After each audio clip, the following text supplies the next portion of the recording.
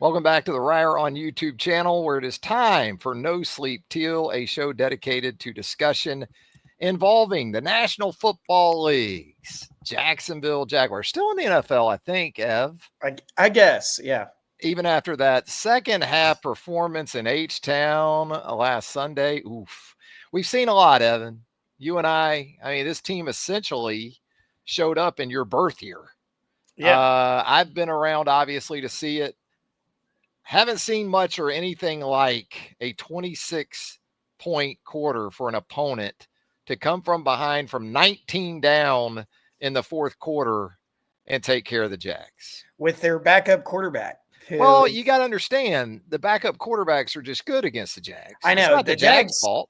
The Jags need, every quarterback the rest of the way to start. Like every starting quarterback, like nothing needs, Kyler Murray's got to get back on the field when they play the Cardinals. Cam Ward needs to stay upright because, if the Jags play a backup quarterback, they just can't handle it. They just can't deal with it's a lot to digest. With the talents of someone like Davis Mills, right. I mean, it's, it's just hard to keep up. But third and goal from outside the 10, there's only so much you can do against his legs. Yeah, because when you think Davis Mills, he's one of the quickest. Michael Vick, nimble. John Manziel comes to mind. Yeah, his agility stat on Madden is like a 99. I mean, so there's only so much you can do as a defense, right? Yeah. No, that was mind-blowingly rough. We've seen him blow leads, this season, previous seasons, different coaches, different players, but that's about as bad as I've ever seen in terms of just a complete collapse. Why can't our backup quarterbacks ever do that? Yeah, it wasn't, any one guy. Trevor's the talking point right now because Trevor did have a pretty bad game. Really just, and we can definitely harp on that. I mean, there's a lot to talk about with Trevor specifically, but defensively, just I really couldn't believe it. Just one stop. Yeah. Just one stop in the fourth quarter. That's basically all you needed. And the final drive was especially damning. Yeah. 93 yards with a backup quarterback, and you've got the lead. You've got the lead and a chance to finish the game and still cannot get it done. So let me ask you this, though. So you think more on the defense for that fourth quarter collapse or the offense? You said all three phases earlier. And even after the Houston score, had an opportunity to go get within field goal range for Cam. You need basically midfield. He's already made a 68. You've seen that. He's made a 70 in the preseason. It looks like they're going to be able to do. Would you spare like Parker Washington in your disapproval of that performance? Who are the guys that maybe you wouldn't point to that didn't come through in that game against Houston? Would Parker Washington be on that list at least? Yeah, but I mean, Parker Washington didn't even have a perfect game. I think if I recall, he does have a drop. But yeah, Parker Washington is kind of the MVP of the game, despite the loss. Like, definitely a really solid performance from him. That punt return was electric. And I would also say that, like, overall, ETN, I thought the running game was fine. I didn't have an issue with really that. Even T-Law was able to get some stuff on the ground going. But, really, there's no one on defense for me that especially gets really a break. Maybe Eric Armstead, he had a pretty solid game. There's just not. Where were the edge guys? Against these tackles. That's probably the most damning for the defense is the fact that, this is a offensive line that gives up sacks for free all the time. And Josh Hines-Allen was anonymous. Trayvon Walker, anonymous. Like, I don't really get it. I don't know if it's a scheme thing or what, because, Josh Hines-Allen last year had a pretty down year. Maybe it's just, he's going down and it's, we've seen the best of him. But Trayvon Walker is the one that doesn't make as much sense to me. I mean, of course, he's been kind of beat up this year. He's had some injury issues, but he performed well the past 2 years while also missing a game or two here and there. Mm-hmm. So that's probably the biggest issue I have is the fact that the Jaguars pass rush. I mean, when Eric Armstead and Antonio Johnson are your guys getting sacks, that's a problem. Like, it's good that you're getting sacks there, but they're supposed to be auxiliary. They can't get there with number 4 and 5 on top of what the edge guys are doing. 4-man pass rush can't get there. No. Bottom line, against anybody, it seems like. Not right now. You think about the Chargers coming up this week, they're without their top 2 tackles. Doesn't matter. Both of their starting tackles, Ott and Slater, right? Yeah. I believe. No. Yeah. So that would seem like, oh, here we go. We can get some pressure this week. You're not counting on it. Nope. With the Jaguars 4-man pass rush, as you said, they bring some pressure, and maybe they get there with a dime back or an extra DB like Antonio Johnson. But just a 4-man pass rush, it's not happening. And that's with Eric Armstead, as you said, actually playing pretty well. Right. Doing more of what you brought him in to do or what you wanted him to do. It's your former number 1 pick and your big ticket item that aren't producing on a down in and down out basis. And that is especially frustrating. What do you do with the back end at this point, Ev, at this defense? I don't know what you can do. I mean, got what you got. How do you other than how's that Greg Newsome trade working out? God, it's bad, dude. It's the thing is like, I totally get that. Like, sometimes, when you make a trade, there are times where it's like, okay, well, we got to give this guy a few weeks to get going. Well, we're at a few weeks at this point, and there has not been any signs of life. We haven't found a continent yet that he's really good on. He wasn't good in England, right? Nope. Or in Europe. And he hasn't been especially good in maybe North America. Jaguars playing Tokyo next year. Maybe he can get something going. NFL Asia. Yeah, that it's coming. I'll do the Tokyo game when they announce that. But I mean, I don't know, because really while he kind of cooled down after the first few good games. I think the absence of Eric Murray right now, of just having a decent safety. I'm not talking great. I'm just saying decent. The serviceable. The fact that you're running Antonio Johnson and Dewey out there as your 2 safeties is just like rough. You know what? Who deserves a little bit of credit? Jarian Jones. I thought Jarian Jones actually had a pretty good game. Overall solid. But I mean, you just have a bunch of just dudes back there right now. Like, we love, Monteric Brown. We appreciate what he can provide, as a depth guy. But again, not a dude that you can run out there every snap and expect to make plays. Like, it's just not, it's not who he is. It's not his talent level. You don't have Travis Hunter, and you're not going to have Travis Hunter. Oh, by the way, now you don't have Travis Hunter for the rest of the season with the knee procedure performed. And Jordan Lewis has also cooled down considerably after that really, really hot start. I just don't think he's an outside corner. Yeah, that's the biggest issue, is that he can't move outside. And it's not easy to play that slot corner. It's not a walk in the park. But I think a lot of these teams like to play 2 tight end personnel because it gets the Jags in their base, which gets Jordan Lewis on the outside and gets a strong side linebacker in the game. You know what the Chargers are really good at? 2 tight ends. Yeah. I mean, that's Jim Harbaugh. That's right up his alley. Always has been. He likes. The thing is they might not even have go 3 or 4 tight ends. The second. Or Rondé Gadsden the second's got an injury, right? Yeah. And the thing is like he's been electric this year. It's kind of been a revelation for the Chargers. But like the Tucker Fisk, Tyler Conklin, Will Dissly, those are 3 dudes that they put out there all the time. All those dudes get snaps, and they're going to get a lot of snaps this weekend based on what we've seen, unless Harbaugh just kind of overthinks it or something. Well, and the Chargers are down, or have been down, to a 3rd running back at this point, right? They have 3 running backs on IR. Kamani Vidal is definitely their 3rd string guy, but no Amarion Hampton, no Hassan Haskins, no Najee Harris. No problem. And the thing is that Kamani Vidal loves running hard. He wants to smoke. I dare you. And I am worried about the fact that, don't be wrong, when he hits that second level, if it's Devin Lloyd's there, then yeah, we might be all right. But if there's anybody else trying to make that tackle, I'm not betting on them. Ventrell stick his nose in there.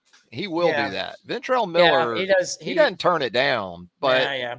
can he or Foye get there on a consistent basis? I think in the run game they can be okay. It's the other stuff that you outlined with tight ends, and then Keenan Allen, Ladd McConkey, even in 2 wide receiver sets can have big games. McConkey coming off a really big game against the Steelers last week. Kind of his return to form game because he, he's had a solid season, but hasn't necessarily, broken out quite like maybe some people anticipated. But the Chargers have a lot of different dudes that they try to feed the ball. And also, we talk about Davis Mills' legs. Justin Herbert's been running more than he's ever ran, and that might be a massive issue this weekend too. And he doesn't mind it. He's happy. Whatever you think of Justin Herbert, that dude down in, down out is all about the W's. Yeah. And it may not always. He is an elevated. I've always said Jackson Dart is kind of a not Costco or Dollar General Justin Herbert, because I think Jackson Dart has some true abilities, but he's that way. And that's why Jackson Dart's been in the blue tent 4 times this season, because he hasn't learned or won't learn that you can't take on the smoke every time in this league. But yeah, I mean, when you think of Herbert, there's been a lot of parallels drawn, a lot of association between Herbert and Lawrence, right? Yeah. As we talk about the quarterback position and how that is sort of played out. Boy, and when you look at, I was thinking of this today, the Trevor Lawrence draft, where he went number 1 overall in 2021 to the Jaguars, that was a rough quarterback draft right now when you look at it, because you had Trevor 1, Zach Wilson 2, Trey Lance 3. That was your top 3 picks in 2021. The Trey Lance pick will never get. And then you had Justin Fields at 11. And hey, look, Mac Jones at 15 to New England. That looks better now, doesn't it? It looks a lot better now. But that's the thing, though, is that, in retrospect, I guess the only thing you can kind of give the Jaguars a pass on is it's not like, wow, I can't believe the Jaguars are such idiots for drafting. They didn't keep Mac Jones, or they didn't keep Mac Jones, Yeah, I mean, imagine if they gone Zach Wilson, at least the one thing, if they had drafted any of those other dudes, they would have a new quarterback by now. And maybe they would be a better team than what they are. Trevor looks good compared to those guys. That's kind of the point. Good enough to get a $50 million a year extension. I mean, and now we're living with it. So, but no, it is rough when you look back at it, which is hilarious because at the time, I mean, that was when all those dudes were coming out. It was like, God, who do you pick? Right. Like, these are all going to be stars. And then here we are, almost 5 years later, and it's no, we don't. There's not a single star in that quarterback first round. Jags with the next 3 games, still 5-4. What about this potential rebound? We talked about the wrecked aspect of this team after that just abhorrent 4th quarter performance last Saturday in Texas, last Sunday in Texas. What about the potential for a rebound? I mean, it's going to be tough this weekend, even at home this Sunday against a Chargers team, even without their starting offensive tackles, and beat up in some other areas, because they will kick your ass on defense. First and foremost, they will get after your quarterback. They already believe they're much more physical than the Jags, which despite all of the proclamations and everything else before the season, this team is not that. But the schedule, I mean, it's Chargers, right? It's Cardinals and Titans. You're 5-4. Even if you go 2-1, if you go 3-0, I mean, you're at 8-4. But even if you go 2-1 with Jacoby Brissett now as a quarterback for Arizona, you're 7-5 after 12. I mean, it's been amazing. I've never heard the narrative like it's been since Sunday for this team. I mean, just over. Season's over. Yeah. And they're 5-4, and they're sitting right now. What? Jags are 7 seed in the playoffs, I think, if it started today. Yeah, they are still in the actual spot. They're not in the hunt, so to speak. Right. It just feels really bad. I think it's as simple as that. Like, in a way, when we talk about like, the past couple seasons where, the back-breaking games that like kind of ended the season prematurely, quote unquote.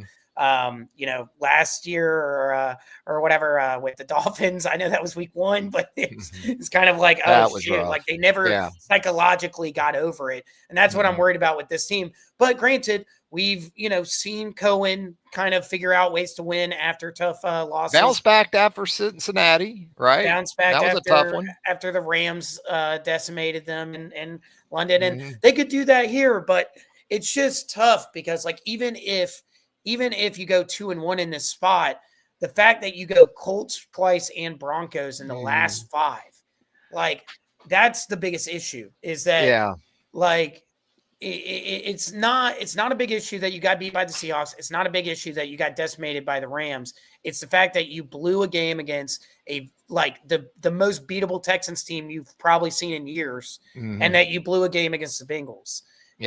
With Jake Browning. Like if you can just get one of those, then we're 6-3, and it really doesn't matter. Even if you blew it against the Texans, you'd be like, God, that's terrible. But whatever. We're 6-3, 5-4. You see the 500 marker. You're like, oh shit, we're no longer above 500 if we lose this week. So I don't know. I don't think the season's over. I'm not like willing to put a fork in it right away, but the vibes between Travis Hunter being out and the way you lost the game, it's not just the fact that you lost, but the way you lost it. Right. The vibes are couldn't get a first down in the fourth quarter, couldn't get a stop in the fourth quarter. And I don't want to be whatever, but the way that Cohen and Trevor talked after this game in that press conference also didn't make me feel very good. Like I didn't feel a whole lot of fire, like I didn't feel a lot of juice. Do you sense a sense of resignation from Cohen already where Trevor is concerned? Are you picking that up? Yeah, I mean, he continues to, kind of do the coach speak whenever he talks about Trevor. It's not inspiring. So, I mean, it could feel like resignation, but I mean, he hasn't said anything that's like, well, like that makes me think, oh, he's like done with Trevor, because I think he knows that at the end of the day, over this year and next year with Trevor Lawrence, he's going to have to go to the playoffs once. Yeah. They got to go to the playoffs once, and that's your quarterback. You can't get out of it. I don't think Cohen has to go to the playoffs the next 2 years. Really? I think, and I've said this all along, I think Cohen and this new regime has this year and next year to do whatever they can do with Trevor. And if it doesn't lead to a playoff win or just a playoff appearance, then it's, well, we did what we could with your guy. Yeah. He's not our guy. Right. We didn't, you took the job. Yeah. So he is kind of your guy, but you know what I'm talking about in terms of how that's going to be positioned. Yeah. I mean, even if they go, I guess that's a fair point, because let's say they go 9-8 this year, miss the playoffs, and then next year they do something similar. It's like, well, guys, we're winning the games, but the quarterback's just, but he can't get us over the hump. We need to be able to go get our quarterback. That's what I think. That's what I think is going to happen. It's like, I'm just wondering in that situation. It's because like, Shad doesn't fire people either. Yeah, he doesn't. And Baselli guys so tight with that group. Well, if it goes bad, Baselli he'll be reassigned to a special assistant or something. Right. Tony's going to be a Jag for as long as Tony wants to be a Jag. Yeah. Now, the other guys, maybe not so much, but it's still, I still think there's a big picture in front of this regime. I don't think it has to happen this year or next year, especially if it doesn't involve Trevor taking his game to another level. I really believe that they'll have an opportunity. They'll be afforded an opportunity to get their quarterback. Maybe that's what, people that are feeling like me, other Jags fans, maybe we should all just zoom out and just kind of remember that, that while right now it's very painful, the fact is that this is still very much like a new process, a new era. It's not quite a rebuild, but in some ways, does Cohen to you look like he's lost 30 pounds in the last 3 weeks? I mean, he looks like he hasn't slept. He looks like he hadn't ate or slept. Yeah. Which, if that's because he's fully grinding and stuff, that's awesome. He's hammering the Red Bulls. Yeah. But he needs to mix in some Larrys and or Bonos. Yeah. Every once in a while. Because I was like taken aback. Yeah, no, he looks bad right now. I've got sources are saying that he's at the Ritz every night at Jack's Beach. No, No. really? Oh, wow. Damn, I thought we had something here on the show. Yeah. Yeah, Yeah, I that'd mean, be no, awesome. I think it's kicking his ass. Yeah, Right I now. think so too. And I mean, but that's the thing though, is like, you like seeing a guy that is like fully bought it. Like there's no, like with Doug Peterson last year, you could see him checked out. Like you could see that he didn't give a shit. Like with Urban Meyer, you could see he didn't give a shit. But good try, guys. Good try. Yeah, exactly. Hey, what do we want for all right, guys? Just ball this one up, throw it in the garbage, and we'll see you on Wednesday. We'll try again tomorrow. But team on 3. No, I mean, so you like that, but also it's Cohen's first time being a head coach. Yep. So you just wonder is it more than it maybe he bargained for? I guess. Well, the things you heard from people about Cohen was that it could eat him up. Yeah, he could care too much. We'll see. It's certainly been an up and down affair. What about Travis Hunter in terms of prioritizing the bad news in the last week or so? I mean, you kind of sense that this was a possible outcome from his injury. Sure. But with it kind of falling in line with that performance in Houston, does that even ramp it up for you, or at this point, does it matter? I mean, it doesn't feel like it matters all that much. Like, don't get me wrong. Obviously, he has his first really good game, and then of course the injury happens, and we don't get to see any more of him. Who knows? Maybe Travis Hunter makes the Jags. He creates another scoring opportunity, or he gets a pick. On one of those last drives. Definitely could have played a factor, but that's so far away from my mind at this point. Like, I'm not thinking about what Travis Hunter can do for this team at this moment, because honestly, other than the Rams game, we were doing a lot of just we've got to let him get used to this, right? We got to get him up to speed. He only really had the one game that it felt like, oh, he's seeing it correctly. Did Baselli and Gladstone set him up for failure though? Now, this is understanding. This is an injury situation. This is an ineffective play. But in terms of the expectations, even before the injury, with him being committed to being a two-way player, and do you think this injury gives them a bit of an out when he comes back? Look, we're just going to have him focus on defense or offense. How do you see that maybe playing out from that perspective? They have the out now, I think, with the injury. Yeah, for sure. They can definitely bail if they want to. But it's also, I think something to really consider here is, does Travis want to? I'm like, we don't know what Travis Hunter wants to do. Like, you know what I mean? Like, that's not something seems like he said, I'm happy to play two ways. Like, I want to, whatever. He hasn't said well, I prefer the offensive side of the ball, or I prefer the defensive side of the ball, or what have you. He just said, I just want to be out there. And maybe that's what he wants to do. Career longevity probably has to come to mind for him right now. Right. After this injury in his rookie season, what's going to keep me in the league? How am I going to get to that next contract where I can really maximize my value? Yeah. And I mean, honestly, I think that's receiver if it comes down to push to shove.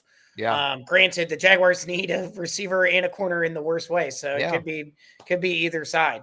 I think they have the out if they want it. I would be surprised if they pulled that going into year 2, though. I just feel like you still have. They're committed to the bit. You did this whole thing. You talked it up all offseason. You made the trade. You made the trade for a two-way player. Like, this guy can do it all. So I think you still have to see if he can do that. And then we kind of reassess at the end of year 2. If it gets to the end of year 2 and it's not really panning out in a big way on either side of the football, then I think for sure you probably go ahead and move on. And you know what? Even if it may not even matter. If he breaks out on the offensive side of the ball, then you probably just commit to it. Because this depends on longevity. Brian Thomas Jr. What does he do from this point forward? Right. What do they ultimately feel like they want to do with maybe Parker Washington down the road on a much lesser scale? In other words, how things play out in that receiver room. But to your point earlier, They absolutely need more help in the defensive backfield.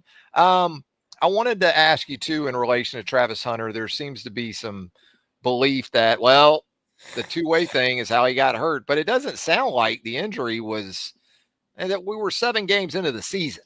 So overusage to me wasn't a part of it. It sounds like it was a non-contact injury in practice. Yeah, it's bad luck. He could have done it as a one-way player, two-way player, no-way player. Yeah. No, I mean, it's it happens, you know. I mean, it does. Like, there's plenty of guys that suffered this kind of situation, you know, whether it's a Achilles or ACL tear, just trying to run a route, just, you know, made a slight movement left or right, and that thing can just pop sometimes. Yeah. So no, I don't think it has anything to do with overusage. I mean, shoot, like, I think in that sense, the Jaguars, you know, the staff deserve a lot of credit. I don't feel like they've ever, I feel like overall the Jaguars have put him in a spot to succeed. I actually don't have any qualms with that. You know, people are like, oh, well, they kind of screwed him or whatever by doing the way that they're utilizing him, yada, yada. I'm like, no, like, he's playing only a little bit more snaps than your average starting player in the NFL.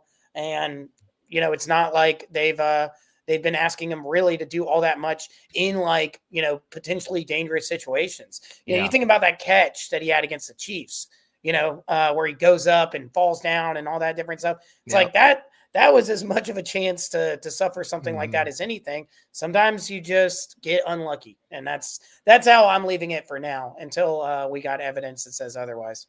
So confidence level heading into the Chargers on Sunday. It was just a couple of years ago in that very stadium against this very team. One of the most glorious nights in franchise history. Feels like it's full circle the other way right now after last Sunday. But what do you think? You think the Jags, you expecting a competitive performance? Are you more, I'm more tuned in with the psyche of this team, starting with the head coach. Yeah. And how it seems anyway, the messaging and the recovery went throughout this week. I'm more interested in that. Obviously, the final score is all that matters. But if I see a Jags team that looks like it is competing at a very high level against a good team, even in a close loss, and I know no moral victories, I'm not saying that, but I'm just more interested to see if they come out and get kind of rolled, or if they at least give us 60 minutes of legitimate engagement, effort, toughness, all those things after the events of last week. Yeah, I think, I don't know. I don't think it's gonna, like, be over by half or something like that. But I don't either. I'm seeing, like, in my mind's eye, like a 2-score win for the Chargers, like a 10-point win. You know, probably close. You know, you get in the fourth quarter, it might be tied, or it might be, you know, you're down like 7 or 3, and the Chargers just add that little bit to tack it off. I don't trust Trevor to go pound for pound with Justin Herbert in this game. I'm worried about the Chargers rushing attack in this game as well. Even with Kamani their fourth Goodall back might have a really big one. The one thing I will say, the Achilles heel for the Chargers this year has been turnovers. They have turned the ball over a lot. That's the only reason why they're not better off than they are. Because, you know, you look at this team, you're like, damn, like, I mean, they're 7-3, but they kind of blew some games this year. They could be like 8-2 or 9-1. Yeah. And it's because of turnovers. If the Jaguars defense can get back to being feast or famine, you can let up 24 points, but if you can turn the ball over 2 or 3 times, you'll have a shot to win this game. And that, I think that's like what's going to happen. The Jaguars have to go plus in the turnover battle. I think it's going to be kind of like the Packers and the Eagles on Monday night, not in terms of the kind of game. I don't think it's going to be 13-10 or anything like that, or 10-7. But the Packers, after losing at home to the Panthers, they were told all week how much they suck. And they didn't. They still didn't beat the Eagles.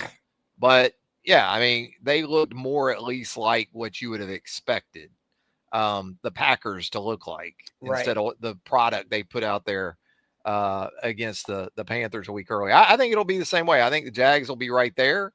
I think they'll have opportunities, but it's impossible for me to pick the Jags in this game. So I'm going to go Chargers 20-17, I'm going to go. Some type of game like that. 2017 type of game, Ev.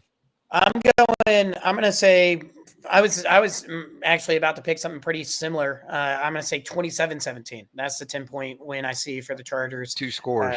Yeah. I mean, the Jags can, if the Jags can just get out early, if they can just get a score, they can get the offense like kind of rolling early, then yeah, I mean, I'll feel a lot better about this. But I just think that the Chargers are going to, like we talked about the physicality, they're going to establish that early. Game where you could really use Brenton Strange, right? Yeah, and you don't. Every game you could use Brenton Strange, but especially against this team. Yeah, it's going to be tough. With Brenton Strange, that feels so big in a game like this, not having a guy like that. And really, it's felt big every week not having him. Jags have opened the window for his return, right? Yeah, he's got 20 days, I guess, or 21 days. But yeah, I don't know. I just don't see an area in which the Jaguars are better than the Chargers right now, to be honest. And I don't know how it adds up to a win, but who knows? Maybe I'm just I'm the Debbie Downer right now. Still in the dumps. We tried to give it a couple days. We let all the screamers and ranters. Yeah. On YouTube and other haters places. And losers. We let them scream. We let them scream and rant. No, guys, just wait till you see how mad I am about the Jags. I'm the most mad. Yeah. I'm the most mad champ. But we tried to take a little more level-headed approach. So there you go. Evan, anything else before we get out of here? No, just Bama's winning. That's all you need to worry about right there. So got Oklahoma this weekend. Get excited, y'all. On that ass. Yeah. You got you win this one, right? I mean, you win against Oklahoma. It's weird, though. If you beat Oklahoma, but you lose to Auburn, you want to go to Atlanta and lose, are you still in the playoff? I didn't mean to traumatize you like that, but that's a scenario I've been thinking of. You would think, in terms of quality wins, if Alabama beats Oklahoma this week, they're in. I mean, look at the wins. Yeah, they're locked. They're locked. Maybe not. It could get crazy with that. No, I am excited to watch these next 3 weeks because there's so much that can happen in college football. It'll be awesome. But. Yep. It'll be a lot of fun. Hey, Ev, enjoyed it, my man. We'll do it again soon. Sounds good. All right. For Evan Reier, I'm Travis Reier. Thanking you for joining us right here on No Sleep TEAL on the Reier on YouTube channel. If you'd hit that like button, we would appreciate that. Subscribe to Reier on YouTube. Turn on those notifications. That way you're alerted to all of our content as it drops. As a matter of fact, later tonight on Reier on YouTube, we will be live with Brent Beard for Second Helping, our SEC show here on the channel. And we'll follow that up with Talking Tide with Chase Goodbread of the Tuscaloosa News. We'll do Talking Tide. It's a triple header hump day. How about that right here on Reier on YouTube? Thanks for joining us. Until next time, so long, everybody.